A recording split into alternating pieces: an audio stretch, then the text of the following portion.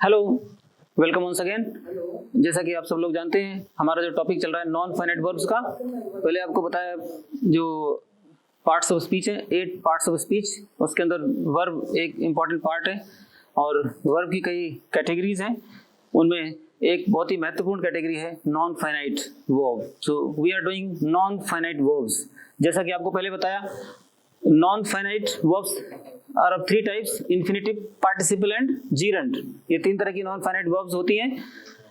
इनको हमने एक एक करने का शुरू किया। तो इन्फिनिटिव, जैसा कि आपको बताया, it is a verb that works as a noun. Just for the sake of revision I am telling you, infinitive means 2 + v1। Infinitive is of 2 types. Infinitive 2 प्रकार के होते हैं, टू इन्फिनिटिव और bare infinitive.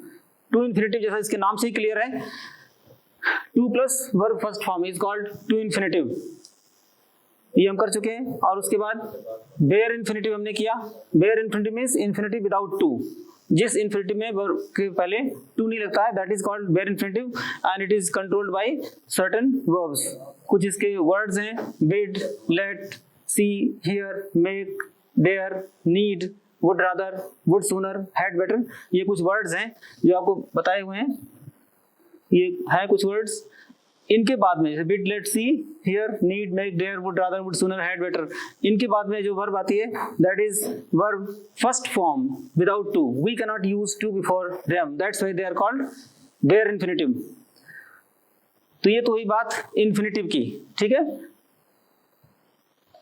Non finites 3 types के: infinitive, participle and gerund.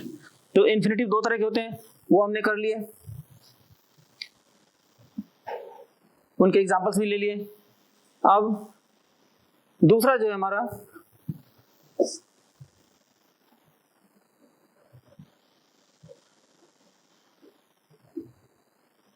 वो है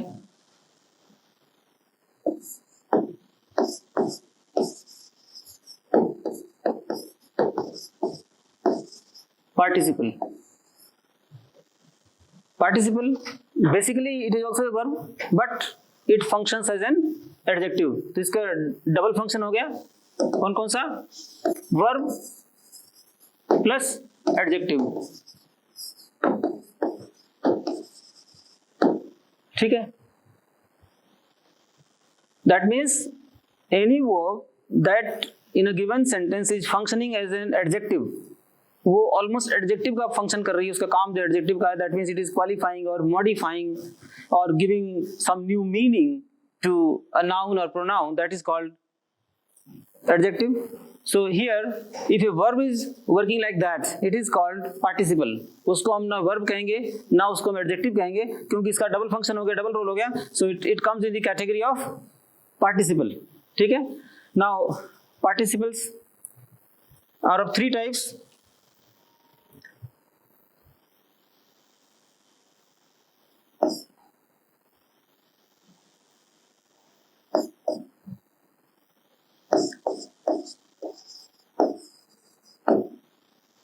present,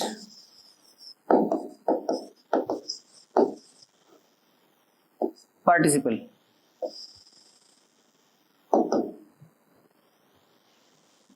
क्या होता है present participle?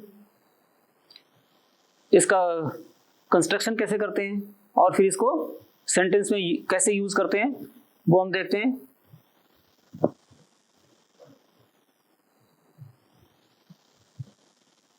Verb first form plus I N G, ये इसका कंस्ट्रक्शन है। वर्ब के साथ में आईएनजी लगा होगा, आपने बहुत जगह देखा होगा वर्ब के साथ आईएनजी, लेकिन हर एक आईएनजी फॉर्म जो है वो प्रेजेंट पार्टिसिपल नहीं होता है। अभी हम क्लियर करेंगे कि कौन से ऐसे कंस्ट्रक्शन को in which verb first form is ending in ING and it is functioning as adjective is called present participle. For example,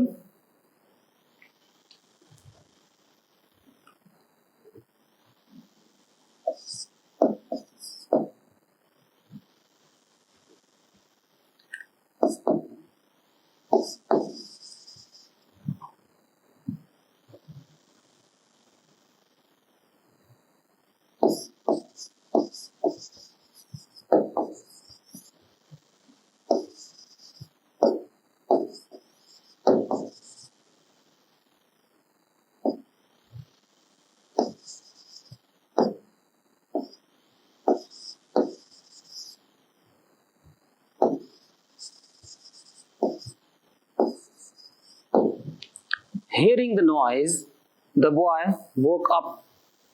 आवाज सुनते ही लड़का जाग गया। अब इसमें पार्टिसिपल कैसे है ये भी देखते हैं। एक और एग्जांपल देखो,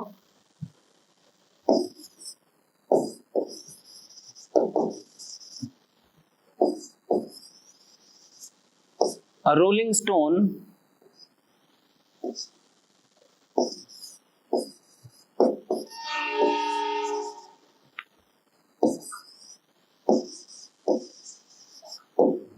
gathers no moss.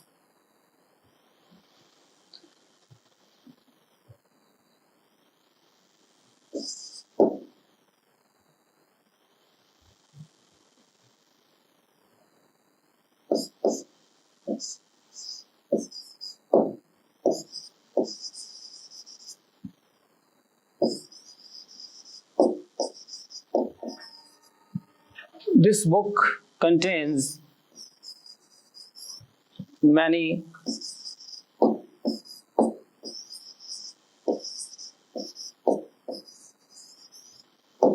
interesting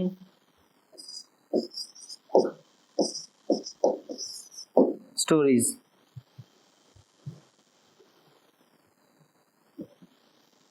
अब इनको देखते हैं। पार्टिसिपल के 3 पार्ट्स।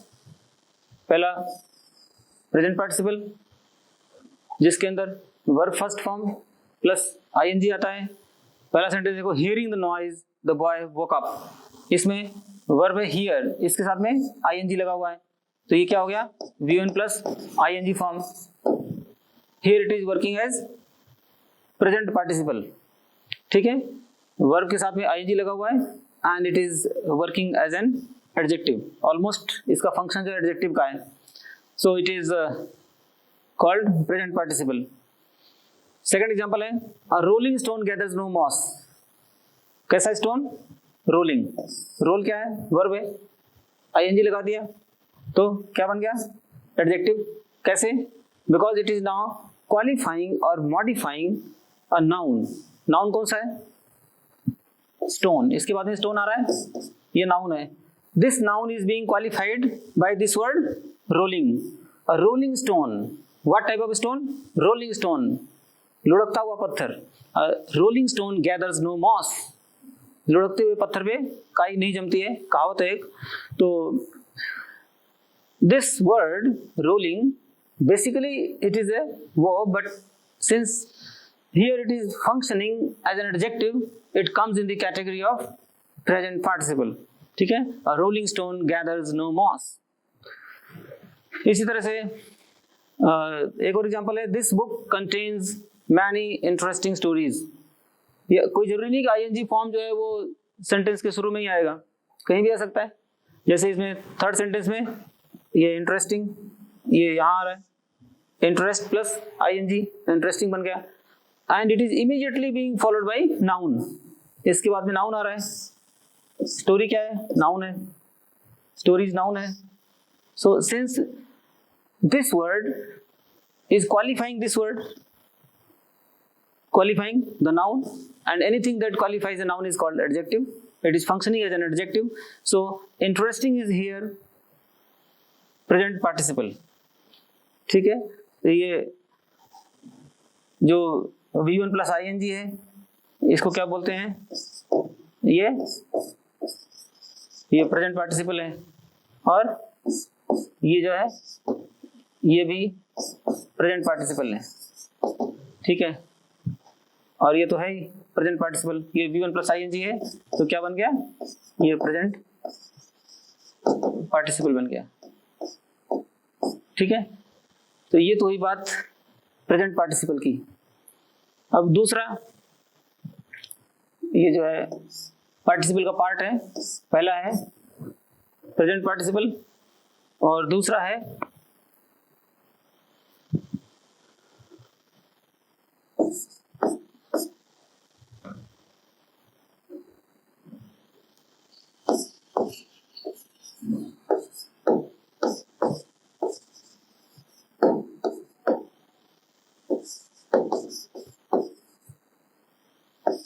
पास्ट पार्टिसिपल किसे कहते हैं? पास्ट पार्टिसिपल क्या होता है कंस्ट्रक्शन इसका? Basically it is verb third form of the verb, और फंक्शन क्या है इसका? एडजेक्टिव का। ठीक है, third form of the verb if in any sentence it is followed by a noun and it is a noun or pronoun and it is qualifying that noun or pronoun, it becomes an adjective and therefore it is called past participle. For example,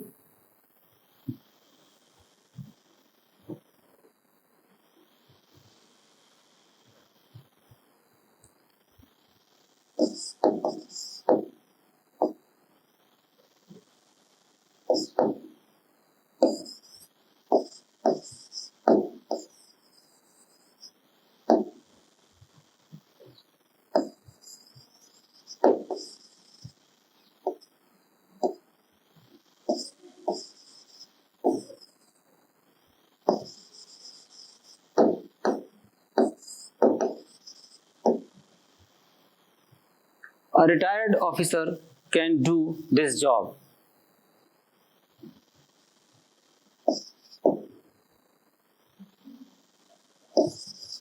एक और example लेते हैं।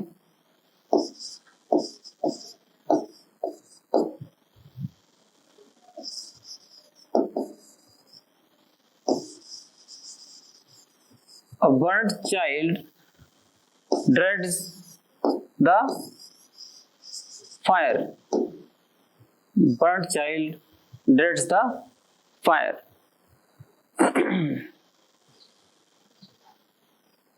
एक और लेते हैं।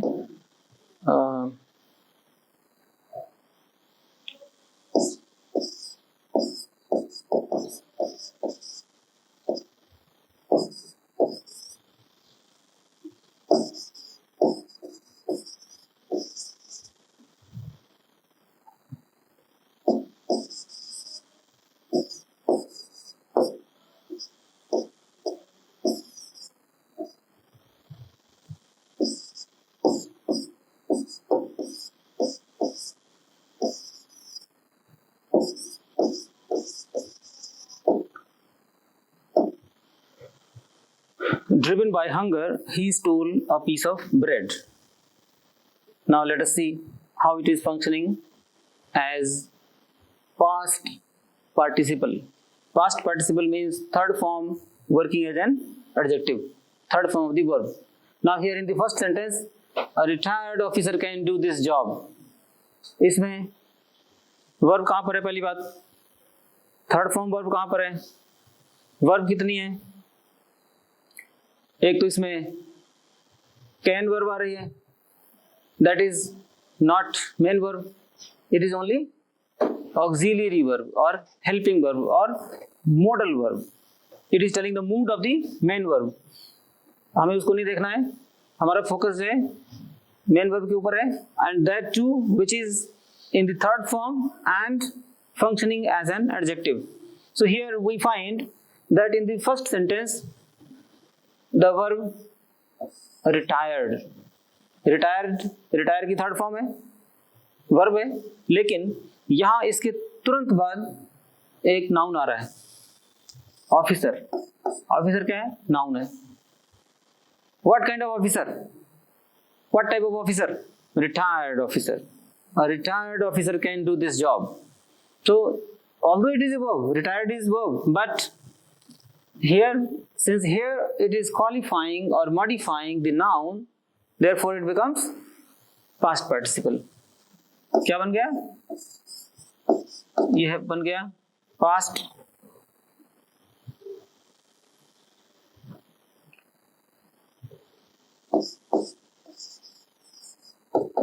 participle बन गया.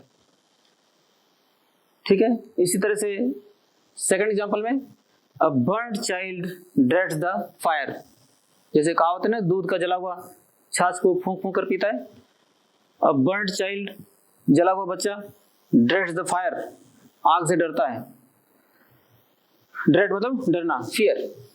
a burnt child, what type of child? burnt। burnt क्या है? burn की थर्ड फॉर्म, burn जलना, जलाना, और उसकी थर्ड फॉर्म burnt, टी लग गया। but by chance what is happening here in this sentence, it is immediately being followed by a noun, इसके तुरंत बाद में नाउन आ गया। a burnt child, what kind of child? burnt child, जला हुआ बच्चा। dreads the fire, आग से डरता है। ठीक है, तो in this way it also becomes past participle। ठीक है, क्या बन गया? पास्ट पार्टिसिपल बन गया। इस तरह से थर्ड सेंटेंस है, driven by hunger he stole a piece of bread. सबसे पहले तो हमें वर्ब की थर्ड फॉर्म निकालनी है। कहां पर है इसके अंदर? पूरे सेंटेंस में वर्ब कहां है? कितनी वर्ब है और कौन सी वर्ब है जो एडजेक्टिव का काम कर रही है? इसमें वर्ब देखा जाए तो एक तो ड्रिवन आ रही है और दूसरी स्टोल आ रही है। स्टोल क्या होता है? स्टील की सेकंड फॉर्म है, स्टील चोरी करना, स्टोल सेकंड फॉर्म, ये V2 है, वर्ब सेकंड फॉर्म। और हंगर क्या है? हंगर नाउन है, ही प्रोनाउन है, और अ पीस ऑफ ब्रेड ये पूरा ऑब्जेक्ट है। और इसके अंदर भी ये ब्रेड क्या है? ये भी नाउन है। और पीस क्या है? ये भी नाउन है। फिलहाल हमें देखना क्या है? Third form of the verb, here it is, ये है driven third form, and it is giving some new information, some new extra information about this pronoun he. So anything that qualifies or modifies a noun or pronoun, that is called adjective. तो ये यहाँ पर driven जो है ये क्या बन गया? past participle। driven by hunger he stole a piece of bread, मतलब भूख से बहुत अधिक परेशान होने के कारण उसने ब्रेड चुरा ली। So that's all about past participle. Now the third type of participle is perfect participle. तीसरा जो टाइप है हमारा पार्टिसिपल का वो है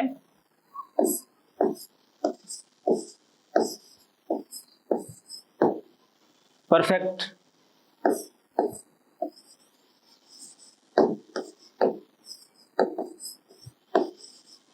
पार्टिसिपल। परफेक्ट पार्टिसिपल क्या होता है? इसका क्या फॉर्मूला है, कैसे बनाते हैं? जैसे प्रेजेंट पार्टिसिपल है, आईएनजी लगाने से बनता है। पास्ट पार्टिसिपल जो वर्ब की थर्ड फॉर्म लगाने से बनता है, या थर्ड फॉर्म ही होती है पास्ट पार्टिसिपल। उसी तरह से परफेक्ट पार्टिसिपल का भी एक फॉर्मूला है, वो क्या है?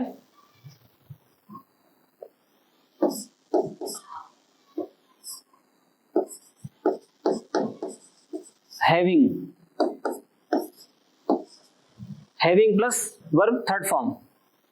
वर्ब की थर्ड फॉर्म से पहले हैविंग लगाने से बनता है। और क्यों लगाते हैं? कभी कभी इसकी आवश्यकता पड़ जाती है, और खास करके जब कोई बात हमें कहनी होती है और दो सेंटेंसेस में कहते हैं, और कभी इच्छा होती है कि दो ना कह करके एक ही सेंटेंस में पूरी बात कह दी जाए, तो दोनों को ज्वाइन करना पड़ता है। So for the sake of joining two simple sentences we use this perfect participle. इसका यूज करके उन दोनों सेंटेंसेस को हम जोड़ सकते हैं। जैसे एग्जाम्पल है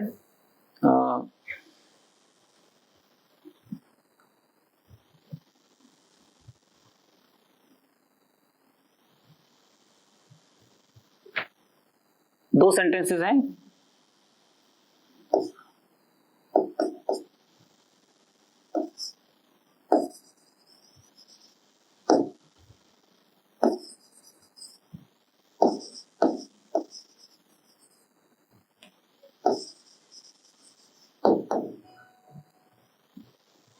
और दूसरा है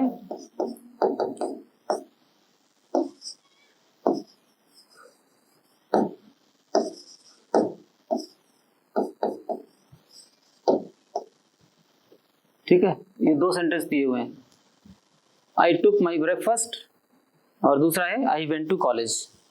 अब इन दोनों को जोड़ करके एक नया सेंटेंस बनाना है with the help of perfect participle. तो कैसे बनेगा?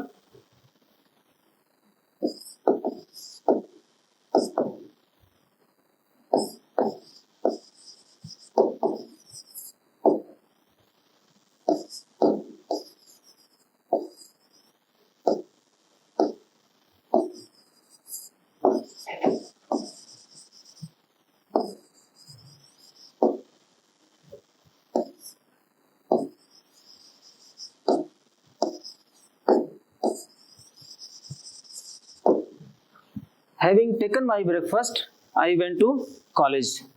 क्या क्या किया? सबसे पहले तो ये जो वर्ब है took, ये क्या है? V2 है, सेकंड फॉर्म है।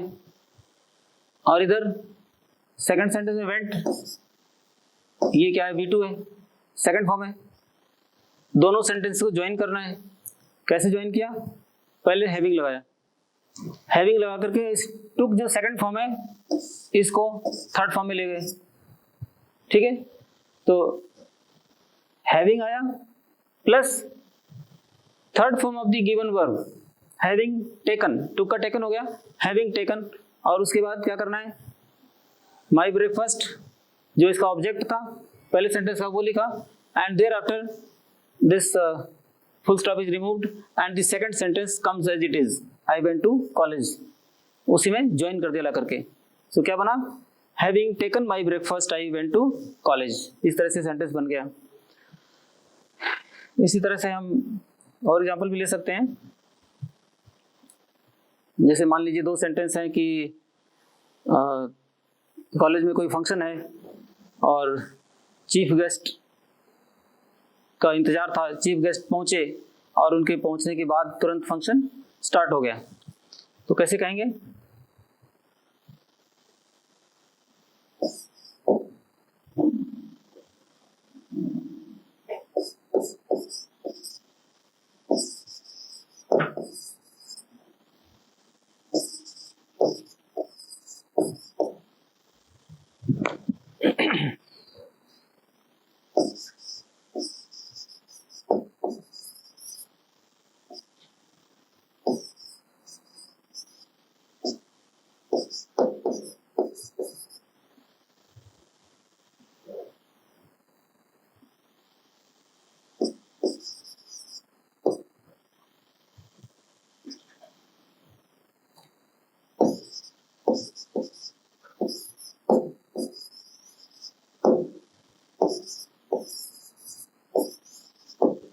The chief guest having arrived, the function began।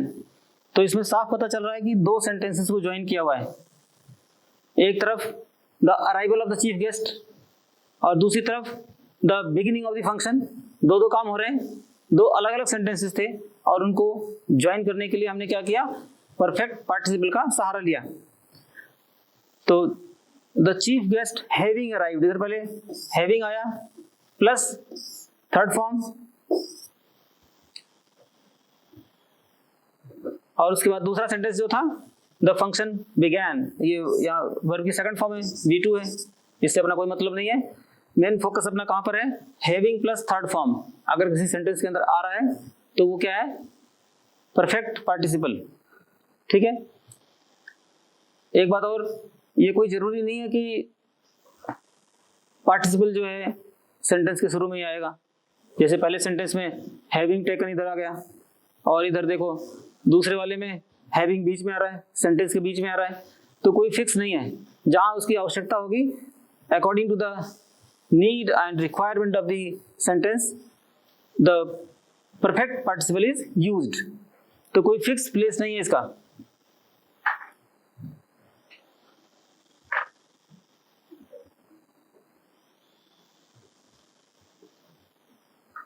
एक और एग्जांपल लेते हैं इसका। इसे मान लीजिए दो सेंटेंसेस हैं, the sun rose and the fog disappeared. दो एक्शन हो रहे हैं, दो एक्टिविटीज हो रही हैं। पहला है राइजिंग ऑफ द सन, सूरज निकला।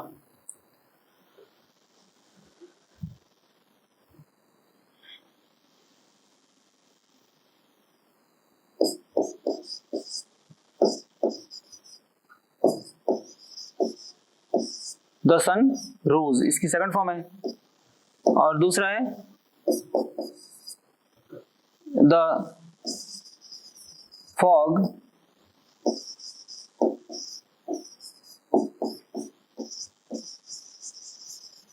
डिसअपियर्ड। अब इसमें क्या हो रहा है, दो सेंटेंसेस है, द सन रोज, राइज की सेकंड फॉर्म रोज, सूरज निकला। द फॉग डिसअपियर्ड, फॉग धुंध गायब हो गई। दो एक्शन है, इनको जोड़ के एक सेंटेंस बनाना है। एक ही सेंटेंस के माध्यम से दोनों ही एक्शन शो करने हैं। तो हमें क्या करना पड़ेगा, परफेक्ट पार्टिसिपल का सहारा लेना पड़ेगा। ठीक है, तो इनको दोनों को मिला करके जोड़ दिया जाए तो इसका क्या बन जाएगा,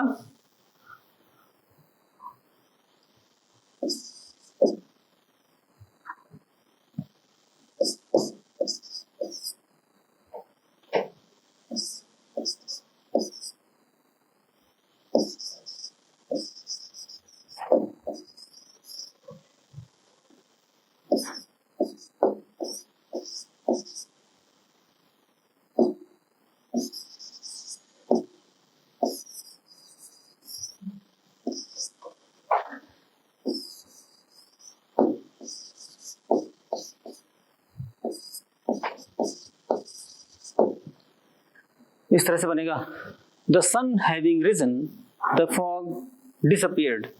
इसके लिए जैसा कि पहले भी बताया आपको, वर्ब की फॉर्म्स पता होनी चाहिए। इसमें जैसे टेक वर्ब लगा हुआ है, टेकन, टेक, टुक, टेकन। इसमें अराइव, अराइव्ड, अराइव्ड, अराइव्ड। इसमें सनराइज का आ रहा है rise, rise, rose, risen. The sun having, तो इसमें इधर जो डिसअपियर्ड आ रहा है ये क्या है, ये तो सिंपल V2 है, वर्ब की सेकंड फॉर्म है। और हैविंग प्लस थर्ड फॉर्म इधर आ रहा है, ये हैविंग आ गया, और इधर ये वर्ब की थर्ड फॉर्म। दिए हुए सेंटेंस में क्या था, रोज, रोज क्या है, ये V2 है, वर्ब की सेकंड फॉर्म। परफेक्ट लगाने के लिए हमें क्या चाहिए, थर्ड फॉर्म चाहिए, राइज की third form risen, rise, rose, risen. The sun having risen, the fog disappeared। तो ये इसके यूजेस हैं, काफ़ी इंटरेस्टिंग चीज़ है। और कभी हमें आवश्यकता पड़ती है इस तरह से कि दो सेंटेंसेस को जोड़ करके एक नया सेंटेंस बनाना हो और अपनी बात को ज़्यादा इफेक्टिव तरीके से कम शब्दों में कहना हो, तो उसके लिए हमें इसकी आवश्यकता पड़ती है किस चीज़ की, नॉन फाइनाइट। जो हम टॉपिक जो हमारा जो हम कर रहे हैं नॉन फाइनाइट, पहले आपको जैसा कि बताया, non finite are verbs that are not controlled by person, number and tense. वो फार्मूला सभी के ऊपर लागू है, कोई भी नॉन फाइनाइट हो, चाहे वो इन्फिनिटिव हो, चाहे पार्टिसिपल हो, और चाहे जीरंड हो, सभी के ऊपर ये लागू है कि it is not controlled by person, number and tense. ये जो हैविंग प्लस थर्ड फॉर्म है, इसका अगर हम टेंस चेंज कर दें तो इसके ऊपर कोई फर्क नहीं पड़ेगा, बाकी पोर्शन में फर्क पड़ सकता है, लेकिन इसके ऊपर नहीं पड़ेगा, because it is not being controlled by person, number and tense. इसके ऊपर पर्सन का, टेंस का, नंबर का चेंज करने का कोई फर्क नहीं पड़ता है। That's why it is called non finite, it comes in the category of non finite verbs. ठीक है, so we have done infinitive, the two parts of infinitive, to infinitive and bare infinitive. ठीक है. Thereafter we did participle. Participle is a verb, basically a verb, but that functions as an adjective, and there are three types of participles: present participle, past participle and perfect participle. So these three we have done. Now the third one is gerund, that we shall do in the next class. Thank you.